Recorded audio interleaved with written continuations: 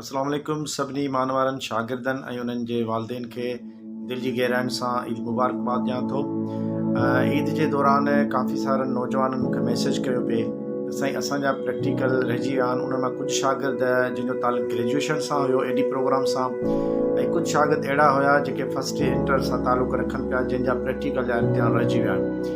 ऐं उन सभिनी सां शेयर कंदो हलां त जीअं ई कॉलेज खुलंदा 14 तारीख़ खां 14 जुलाई खां उहे जेके बि शागिर्द असांजा रहिजी विया आहिनि जिन सबबनि जे करे, उन्हनि जे लाइ 14, 15 ऐं 16 तारीख़ 3 तारीख़ूं असां वरी रखियूं आहिनि त जेकॾहिं को रहिजी वियो आहे शागिर्द त उहो उन्हनि ॾींहंनि ते अची ऐं पंहिंजो प्रैक्टिकल ॾेई सघे थो।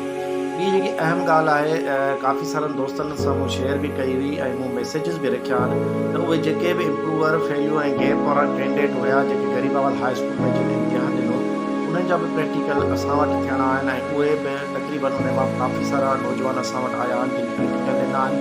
पर अहिड़ा खोड़ सारा शागिर्द जिन जो तालुक़ु बराए रास्त दादू कॉलेज सां न आहे, उन्हनि जो ॿियनि कॉलेजनि सां वास्तो आहे।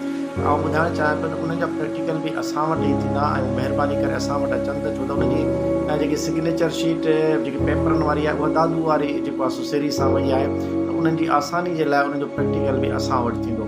त महिरबानी कयो उहे जेके बि शागिर्द रहिजी विया हो उन सभिनी जे लाइ 14, 15 ऐं 16 जेको आहे जुलाई जा असां ॾिहाड़ा रखिया आहिनि जिन में हू अची आराम सां पंहिंजो प्रैक्टिकल ॾेई सघनि था।